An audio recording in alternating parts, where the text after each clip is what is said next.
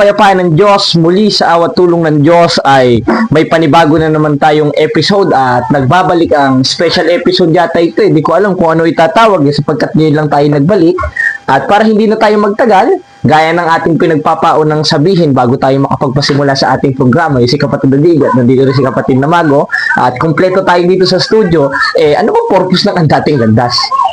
Unang-una, marami kasing nagsasabi, kayabangan lang daw ito, kahambugan lang daw ito, sinisira daw natin ang imahe ng Iglesia Katolika dahil sa apologetikong ginagawa natin at dahil sa episode ng Ang Dating Landas, unang-unang hindi ho. Bakit? Dahil ang isang santos na mismo natin na nagsabi na hindi ako karapat dapat tawaging Katoliko kung hindi ko kayang ipagtanggol ang aking pananampalataya. Dahil kung ang pakikipagdiskusyon, yun ang makakasira sa reputasyon, sa imahe ng simbahang Katoliko, bakit mismo ang puno natin o founder nating ating Panginoon Hesukristo nakipagdiskusyon? Pinuna niya yung mga skriba at pariseyo. Katunayan, basahin natin sa 23:15 ng Mateo, sa aba ninyo, mga skriba at pariseyo, mga paimbabaw. Hindi ako pwedeng sumigaw kasi sumasakit yung ugat ko sa ulo. Tuloy natin. Sapagkat inyong nililibot ang dagat at lupa upang makahanap ninyong makakampi. At kung siya'y magkagayon, ay ginagawa niyo siyang makaibayong anak pa ng impyerno kaysa inyong sarili. Sundan natin ang logic na itong mga pumuna sa atin, hindi na lang natin papangalanan, bagamat sila ay bantay sa syudad, para umiwas daw sa kaguluhan kuno, samantalang wala naman tayong ginagawang masama, tumutupad lang tayo sa ating tungkulin, pinupuna tayo, mas mabuting hindi na lang natin sila i-mention.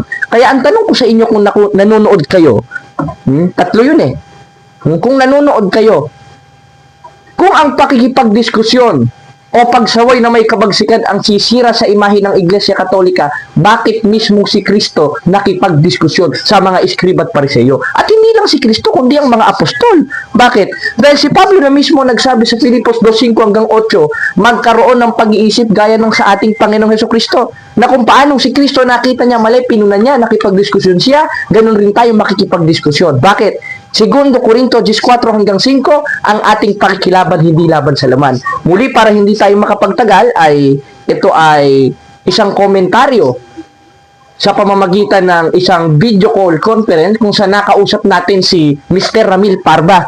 At makikita natin ang kanyang kawalan ng aral at hindi natindigan ang mga tanong at ang kanyang mga paratang sa Iglesia Katolika. Sa mga hindi po nakakakilala kay Ramil Parba, ito po'y pinakamagaling daw kuno na manloloko. Defensor pala ng Iglesia ni Manalo na nakalaban ni Father Darwin. Ating silipin ang bahagi ng kung saan nabutata siya kay Father Darwin. Panoodin natin. My church. This church cannot be other than the Church of Christ. Alam mo ito, hindi?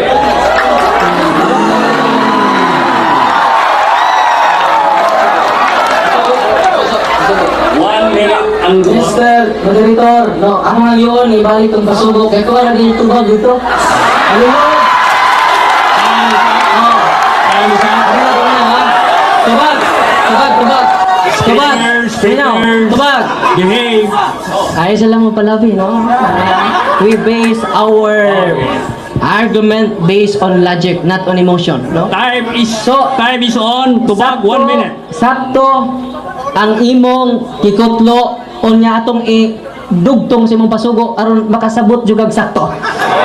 Every time the Church of Christ has totally become the Catholic Church. Although writers and historians treat them as synonymous. Every time nga mukutlo lagi kag libro nga Church of Christ, referado na sa synonymous kay Iglesia Katolika. Naana sa inyong pasugo. Akong ipakutana, ulitin ko, kasi yung binasa ko, tanggap mo ba ito? Yan lang muna tanong ko. Tanggap mo ba? The Church of Christ. Ayaw sa obra, masama. Diba? Bakit ka? Continue the interpellation. Eko, sunod tanong. Sunod.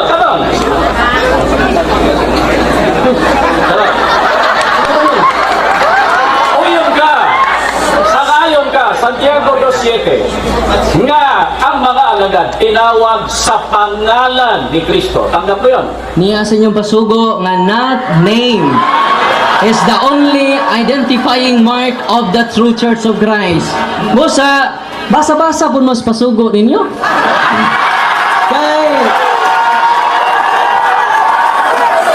Kay mauro ni maghatag ninyo katinawan.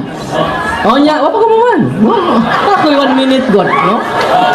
Nga akong gipamatudan, wa pa jud siya nagpaabot jud ko. Kadaghan man sa libro, wa na gamit ron kung di siya makahatag nako litra por litra. Kasi Kristo'y nagkutukod sa Iglesia Katolika. Mao na nga ligon kayo kababarog. Unya kontra sa opinion lang. All opinions are equal with the absence of evidence. All opinions are equal. Patas ra ang tanang opinion kung wa kay gigunitang ebidensya. Wa pa magkakahatag og ebidensya. Nagpaabot ko. Iguwas na. Okay.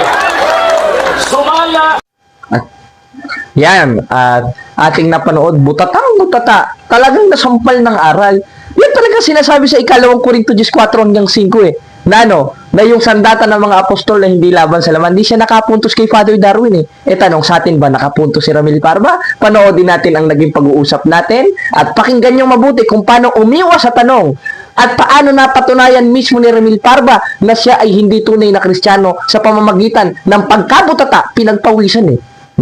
Paano pinagpawisan? Kahit hindi ko nakikita yung mukha niya sa call, talagang pinagpawisan ito sapagkat mataranta na. Sapagkat sunod-sunod ang ating tanong, sunod-sunod ang sampal sa kanya nung aral na ikaliligtas na sinasabi ni Pablo sa 15:2 ng unang Korinto. Ating panoorin ang naging usapan namin netong ministro na magaling daw kuno na nakalaban at nabutata ni Father Darwin sa Loon, Bohol. Panoodin natin ang aming pag-uusap.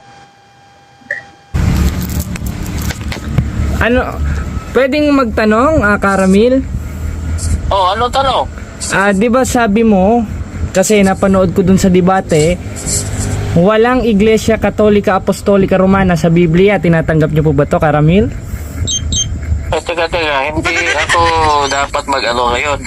Hindi, kasi po, kung tunay kayong Kristiyano, 3:15 ng unang Pedro, handa dapat kayo sa pagsagot. Ang tiniklaim ninyo, Kristiyano kayo, pero hindi naman kayo handang sumagot, sa makatwid, hindi kayo Kristiyano. 12:48 ng 1, ang nagtatakwil kay Kristo, nagtatakwil sa salita ni Kristo. Ano ba reliyon mo? Ano ko, kapatid, kaanib ko sa tunay na iglesia po, Karamil. Oh, di ano ba? Ano bang reliyon? Ano nga reliyon? Ano Yung itinatagpo ni Kristo 2,000 years ago, wala pa naman pong Security and Exchange Commission on Karamil Parba. Therefore, ipinangaral ang mga apostol, kaanib ang mga apostol, sa 9:31 ng gawa sa La Sagrada Biblia, Las Iglesias Católicas Apostolica Romana, hindi Iglesia ni Cristo na na-registered in Philippines in 1914, Karamil. Kaya magtatanong nga po ako brother, at hindi ito ang lugar para tayo mag-diskusyon. Kung gusto mo ng pumunta ka dyan sa... Hindi, Karamil, Kristiyano po ba kayo, Karamil Parba? Oo naman. Bakit kung Kristiyano po kayo, kasi yung tunay na Kristiyano, sumasamba po kay Kristo, kahit tama? may trabaho ako ngayon, kahit ako nagtuturo, paano mo ako? Pasasagutin mo ako? Opo, nasa 6:33 po ng Mateo yun. Dapat hanapin ninyo ang kanyang kaharian at ang kanyang katwiran. At lahat ng bagay na ito ay pawang idaragdag niya sa inyo. Therefore, kahit nasa trabaho tayo, uunahin natin ang atong Ginoong Hesukristo. Ayan, pinatay na ni Karamil Parba. Naipit na. Ang bihira. Yan ang hindi tunay na Kristiyano. 3:15 ng unang Pedro, hindi makasagot sa simpleng tanong. Ayan napakinggan nyo mga kapatid At yan, ating napanood, talagang pinatunayan niya lang gaya ng ating pinagpaunang sabihin kanina na siya ay hindi talaga tunay na Kristiyano. Kasi unang-una nagtatanong ako, sabi daw nagtatrabaho daw siya. Ngayon, ano ba yung trabaho niya? Hindi ba't siya ministro ng Iglesia ni Cristo ni Manalo? Pero niya 3:15 ng unang Pedro, hindi sa inyo itinuro ng sugo ninyo noong 1914 at hanggang ngayon na si Kaedong Manalo hindi pa rin itinuro sa inyong 3:15 ng unang Pedro? Na ang tunay na mananamba kay Kristo, basahin natin sa 3:15 ng unang Pedro, ganito ang ating mababasa. Na inyong sambahin si Kristong Panginoon na inyong buong puso, na handa kayo sa pagsagot. Tanong, nung tinanong ko si Ramil Parba, handa pa siya sa pagsagot? Hindi nga siya nakasagot Biruin mo, tinanong ako, saan ka ba kaanib? Sabi ko, aba, sa tunay na iglesia. At yung iglesia na yon, hindi inirehistro sa Security and Exchange Commission. Dahil nung panahon ng ating Panginoon Kristo, wala pa naman Security and Exchange Commission nun. At according sa history, yun ang Roman Catholic Church. Na ano? Na naitayo nung 1st century at ayon sa Grolier Encyclopedia sa volume 16 sa pahina 200, the history of the Roman Catholic Church began upper room in Jerusalem almost 2,000 years ago. Ang nakalagay, about 120 persons were gathered there. The church described to be the society that Jesus Christ found. Kaya yung iglesia na yon, na naitayo ng wala pang Security and Exchange Commission, yun ang Iglesia Katolika. Na itinayo ni Kristo na hindi pananaigan ng Hades. Ibig sabihin, kahit anong taon, kahit anong bansa, hindi magigiba yung iglesia ang itinayo niya. Dahil si Kristo nga mismo nagtayo eh. Inutos sa kanya ng Diyos eh. Bakit? 12:49 ng 1, sapagkat ako'y hindi nagsasalita ng mula sa aking sarili, kundi ang Ama na nagsugo sa akin, siyang naguutos kung anong aking sasabihin at kung anong aking sasalitain. Therefore, lahat ng lumalabas sa bibig ni Kristo galing mismo dun sa Diyos, na siyang Ama na nagsugo sa Kanya ayon sa 4:4 ng Galacia. Sapagkat isinugo ng Diyos, ayon kay Pablo, ang Kanyang anak na ipinanganak ng isang babae. Ibig sabihin, yung nagsugo sa Kanya na yun ang Ama na nasa langit nung panahon na yon, sapagkat yung tunay na Diyos sa 5:20 ng unang 1 naparito at yun si Kristo at iisa sila ng Ama, yun ang nag-utos sa Kanya. Aba, sinungaling ba ang Ama? 1-2 ng Tito. Sa pag-asa ng buhay na walang hanggan na ipinangako ng Diyos na hindi makapagsisinungaling. Kaya ang Diyos hindi makapagsisinungaling yun. At yun ang sinabi niya sa ating Panginoon Kristo. Kaya ang sinabi niya sa 16:18 ng Mateo, kahit pintuan ng Hades, hindi pananaigan ang simbahan na itinayo niya. Therefore, that is existed in 1st, 2nd, 3rd, 4th hanggang sa 2025. Tanong, kailan ba sila lumitaw? Kailan ba lumitaw ang iglesia ni Manalo? Basahin natin dito sa isang aklat ni Douglas. Nandito yon. Makibalasa, kapatid na JB, yung kay Douglas M. Ayan, hindi. I-ano natin dyan. Ayan, itong aklat na ito. Basahin natin yung aklat mismo sa aklat ng mga nagsusuri. Talagang maganda ito dahil utos naman ito eh. Unang Thessalonica 5:21 at 22. Subukin yung lahat ng bagay. Ngayon, sasabihin ng mga ministro, bakit official doctrine nyo ba ito? Official doctrine ba yan na Iglesia ni Cristo? Hindi. Pero ito ang isa sa mga sinabi ng mga taong nagsusuri na sumunod lang sa 4:1 ng unang 1 patungkol sa inyong iglesia at sinong nagtayo. Basahin natin. Ang sabi dito sa pahina 776, noong 1978, ang Pilipinas ay gumawa ng sarili nitong kulto. Cool. Talaga? Malamig talaga. Kulto. Higit sa lahat, ang Iglesia ni Cristo o Church of Christ na itinatag noong 1914. Sino nagtatag? Ni Felix Manalo. Abay, paano magiging yan ang tinutukoy sa 16:18 ng Mateo? Samantalang naitayo yon 1st century. Saan naitayo? Sa Jerusalem. At kaya ng binasa natin sa Grolier Encyclopedia, walang ibang iglesyang naitayo sa Jerusalem 2,000 years ago, which is 1st century, kundi ang Catholic Church, and that society was Jesus Christ found. At inaamin naman ang pasugo nila yun eh. Basahin natin sa 1988 ng pasugo na inaamin mismo ng kanilang mga ministro na ang tunay na iglesia ni Kristo ay ang Iglesia Katolika. Basahin natin ito. Ayan. Even the secular history shows a direct time link between the Catholic Church and the Apostle, leading to the conclusion that the true Church of Christ is the Catholic Church. Bay, napakalinaw. Nasa pahina 6. Napasugo na mismo nila umaamin, kasaysayan na mismo nila umaamin na yung iglesyang itinayo sa Jerusalem, which is naitayo ng 1st century, kagaya ng nasa 16:18 ng Mateo, ay ang Iglesia Katolika. Bakit? Dahil yan ang official doctrine ng simbahan eh. Catechism of the Catholic Church 8:11, this is the true soul, that the true Church of Christ is the Catholic Church. Inaamin na mismo ng pasugo nila. At talagang good boy pala itong mga nag-imprenta nito, no? Siguro ang nag-imprenta niyan si yung namatay na Yung ibinurol dun sa Quezon na dagsa-dagsang mga iglesia ni Manalo yung pumunta. Yun, si Eranio ba yon? Yung natakot ba kay Soriano?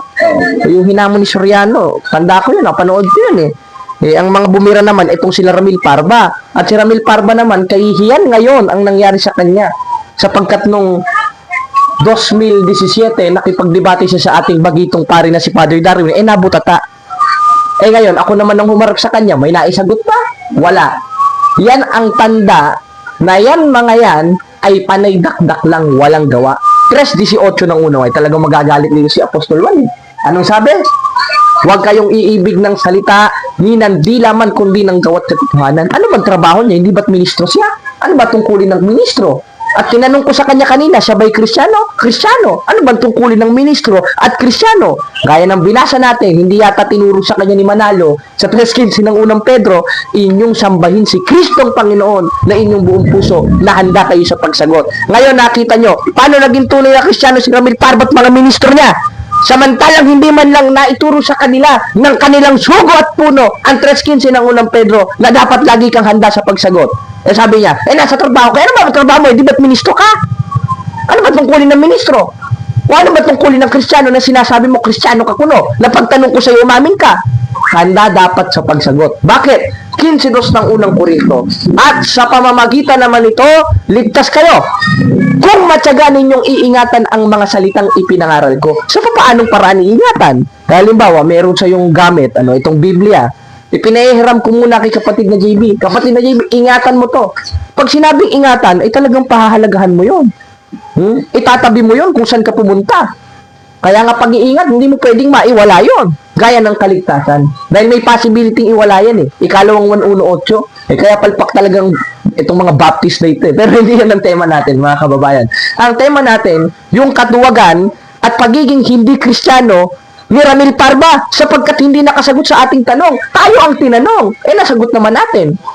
Bakit? Dahil yung tunay na iglesia ni Cristo sa Biblia, sa 16:16 ng Roma, in King James Version, Churches of Christ, dahil panahon pa lang ng mga apostoles nangalat na. Kaya meron sa Korinto, 1:1 hanggang 2 ng unang Korinto, si Pablo na tinawag na maging apostol ni Jesucristo sa kalooban ng Diyos at ni Sostenes sa ating kapatid sa iglesia ng Diyos na nasa Korinto. Meron na sa Roma, 1:7 ng Roma. Sa lahat ninyong mga nasa Roma, iniibig ng Diyos tinawag na mga banal. Tinubos na ng dugo, 20:28 ng gawa. Kaya ang sabi sa 9:31 ng gawa, yung mga iglesia ni Kristo na yon o yung mga iglesia ng Diyos, tinatawag na Ecclesian Kataholos sa Greek. Means universal o nanangalat, means Catholic Church.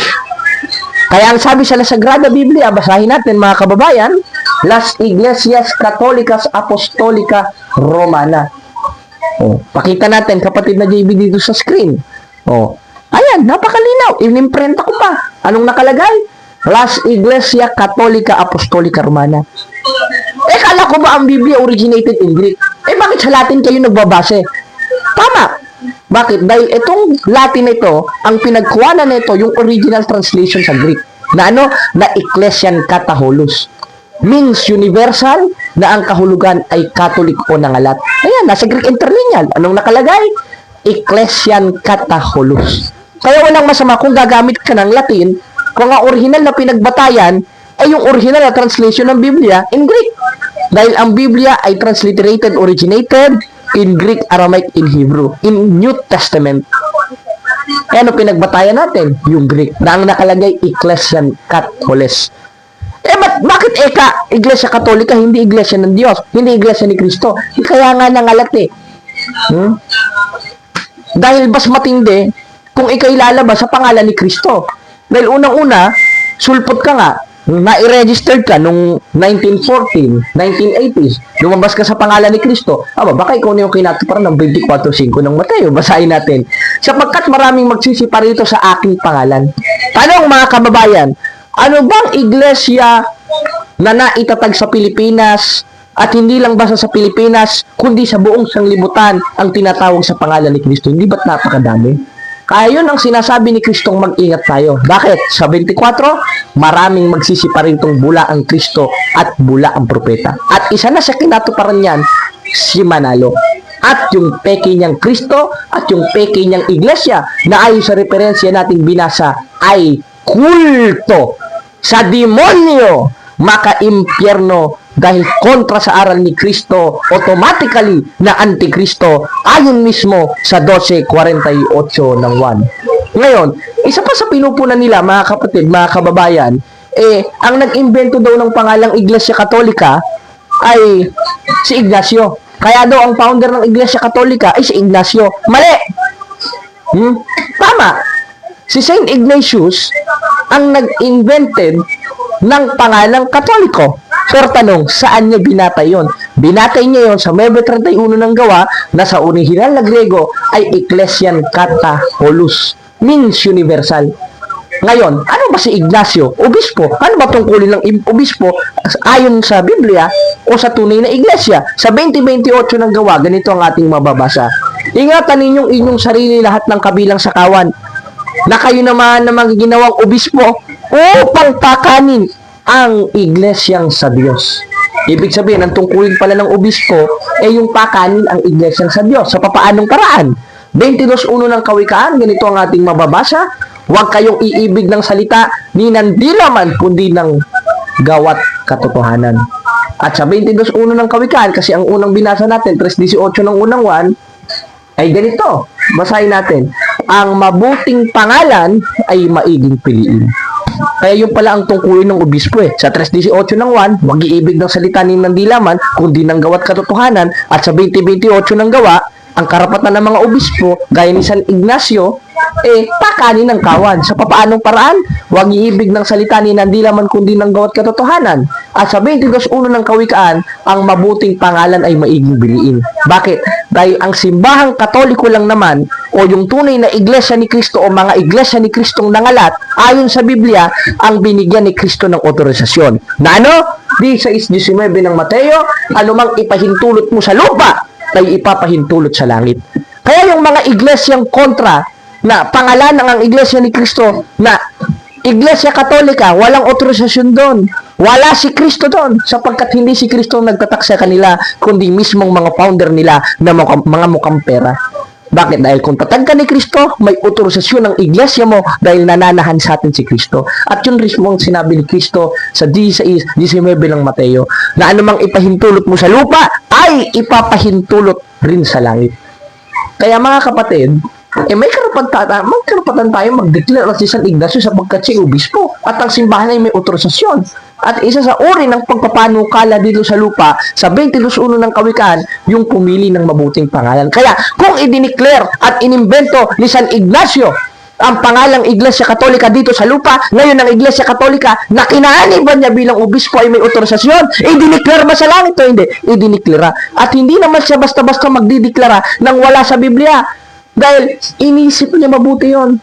Sinuri niya mabuti yon. Bakit? 34:16 ng Isayas, inyong saliksikin sa aklat ng Panginoon. At hindi naman basta-basta magdedeklara ang isang obispo nang hindi niya pinag-iisipan. Kaya nga obispo May otorisasyon Maski yung simbahang inaaniban niya Tapos ito naman mga walang yung protestante na ito'y kukontra. Sinasabi nila, bayahin mo eka. Ang itinayo ni Kristo Iglesia Katolika. O sige, paglabasa ko, talo ka na. Tapos na diskusyon. Uwi ka na. Magkape ka na sa inyo. Pag hindi ko nabasa, magpapapugot ako ng ulo. Di ba? Ganun yun Tanong, meron ba tayong nabasa? Yung iglesia ng Diyos o iglesia ni Kristo kung saan kaanib ang mga apostoles sa 3:15 ng unang Timoteo, 1:1 hanggang 2 ng unang Korinto, 20:28 ng gawa, 16:16 ng Roma, na ang sabi sa 16:16 ng Roma, mga iglesia ni Kristo o sa King James Version, Churches of Christ, nangalat. Kaya ang sabi sa 28:19 ng Mateo, yumaon sa bawat bansa. Kaya ang sabi ni Apostolo Pablo sa Mebe 31 ng gawa, yun ang Ecclesian Kataholos na pinili naman ni San Ignacio para ipangalan sa simbahang Iglesia ni Kristo o Iglesia Katolika Apostolika Romana sa panahon ngayon. Sapagkat meron tayong otorisasyon. Sila wala. Kaya ito mga sola scripture Samantalang mga apostol, di naman sola scripture dahil ang foundation and pillar of truth, 3:15 of 1 Timothy is the church, not the Bible. Dahil nangaral ng mga apostol, wala pa namang Biblia. Dahil na-compile ng Biblia yung year 4 o 5 AD ni Pope Damasus and Saint Jerome. Kaya mga kapatid, kayo na bahala, magsusuri pa ba tayo sa iglesia na yan? Ngayon alam na natin ang aral bulok. Lalo na itong si Ramil Parba, na hindi man lang makasagot sa ating tanong, kundi bagkus pinatay pa. Ano naman kung nasa trabaho ka? Tungkulin mo kasi ministro ka yun ang trabaho mo maliban na lang kung may sideline ka, ano ba sideline mo? Di ba? Ganun lang naman yun, mga kababayan, mga kapatid. Kaya magsuri tayo, gaya ng sinasabi sa 4.1 ng unang 1. Ngayon, kung alam na natin yung bulok nilang aral, kaya nga nang sinabi ko kaninang pinagkaon ako, huwag nyo nang suriin, baka mahawa pa tayo ng may itim na budhi nila. 15:33 ng unang Korinto. Huwag kayong padaya, ang masamang kasama sumisira ng magandang ugali. Kaya, muli mga kapatid, wala na tayong maraming oras, kayo na lang bahala magsuri. At ipagtanggol natin at magkaisa tayo gaya ng nasa 4.5 ng Epeso na isang Panginoon, isang pananampalataya at isang bautismo. Kaya magkaisa tayo sa pananampalataya, makipagbaka tayo at huwag tayong titigil sa paglilingkod sa simbahan.